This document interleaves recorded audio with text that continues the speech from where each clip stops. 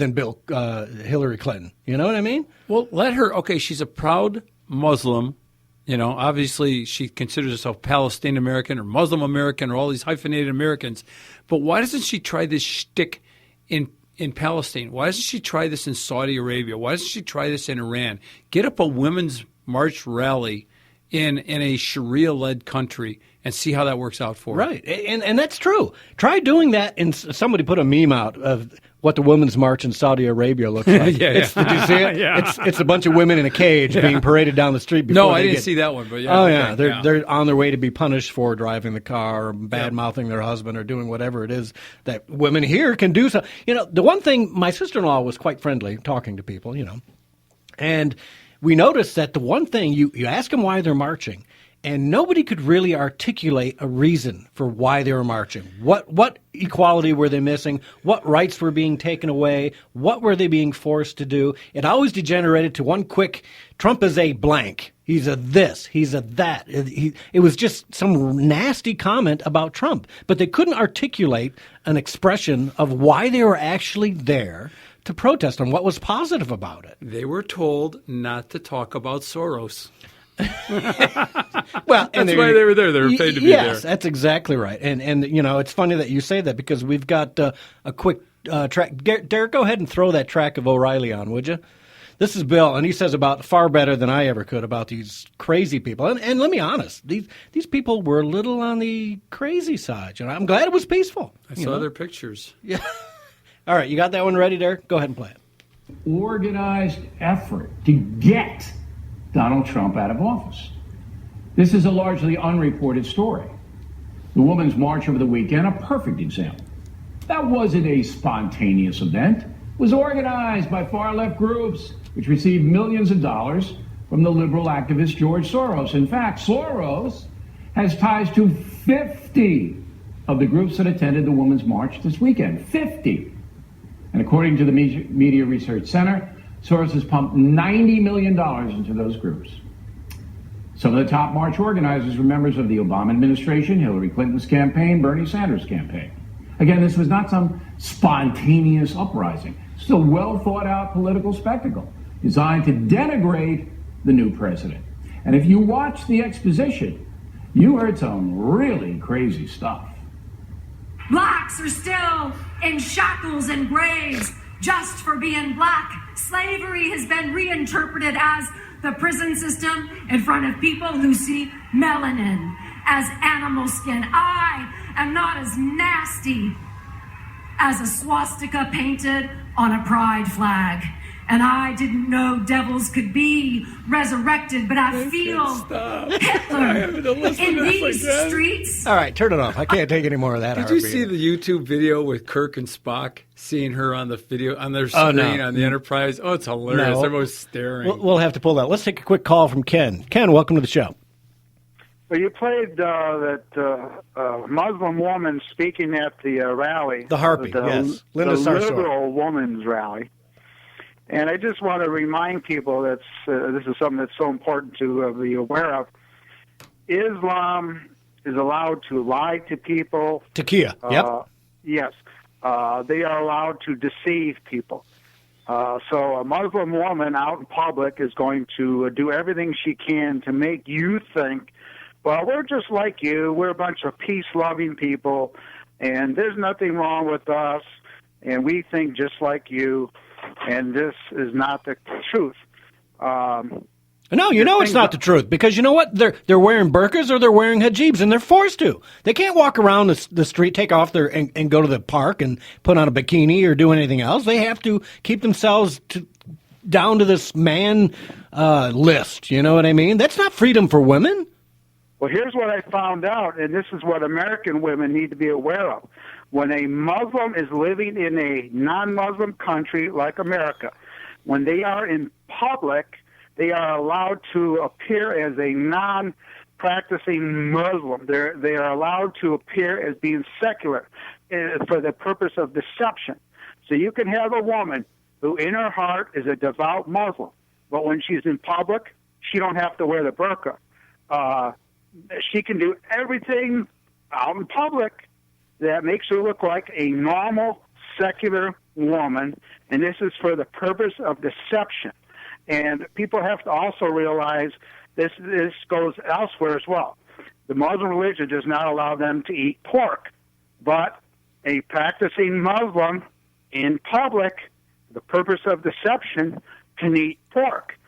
They don't have to go to the mosque to worship to promote the idea of, well, I'm really not practicing, I'm secular. And so there's all these things that a practicing Muslim can do in order to misdirect, mislead non-Muslims when they're in public. Yeah. And this can be found in their own teachings.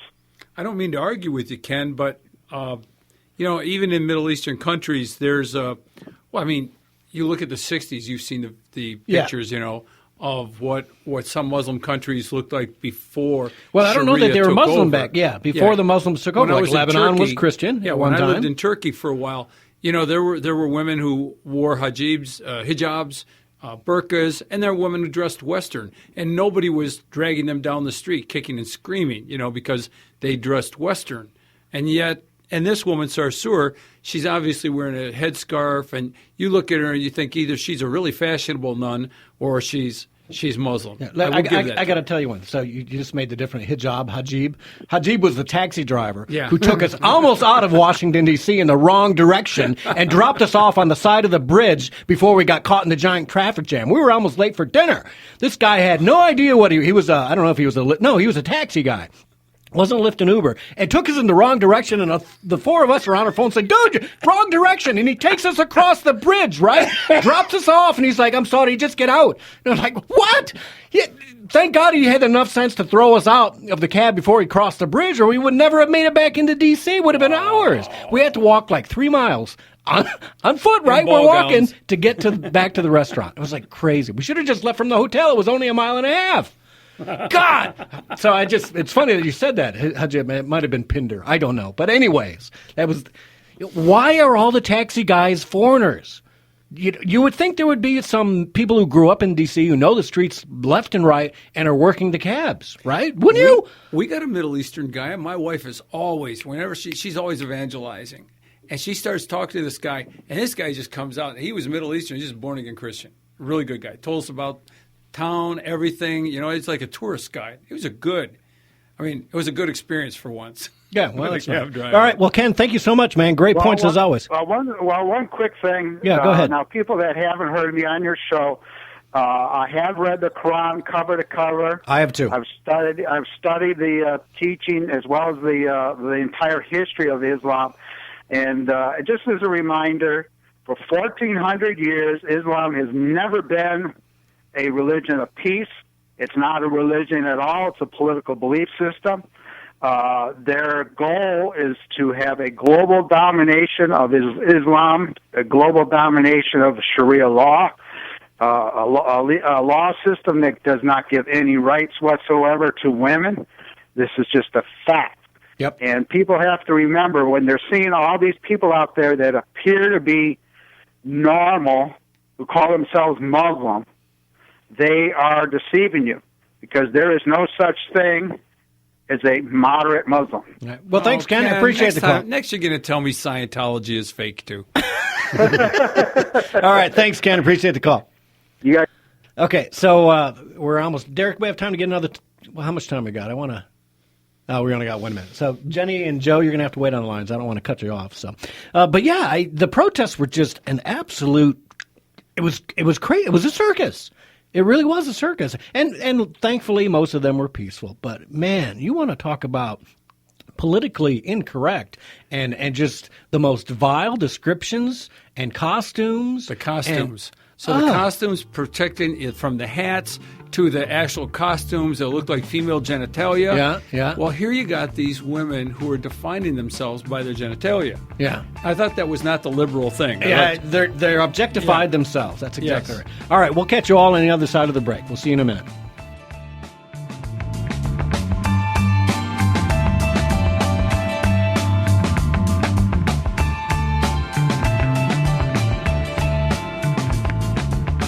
People are always on the move, driving to work, hauling the kids to practice. How do they keep up to date? They listen to Wham Talk 1600 just like you. If you're a business owner, your message can reach these people wherever their travels take them. People tune to Wham Radio for intelligent conversation with hosts like Joe Pags, Glenn Beck, Tyrone X, and Dana Lesh. And they'll stay tuned for your message as well. Call 734-971-1600 today and advertise your business on Wham Talk 1600 and whamradio.com.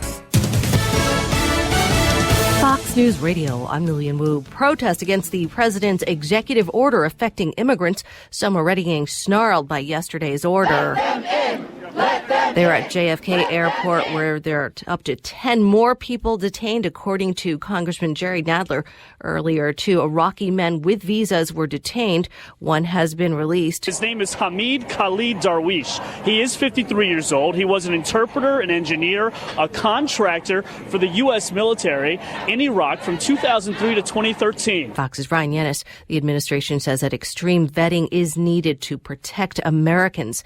And thousands of Chinese gathering in Beijing's major temples on day 1 of the Year of the Rooster, celebrated halfway around the world in New York with fireworks and other major cities around the world. Fox News, we report, you decide.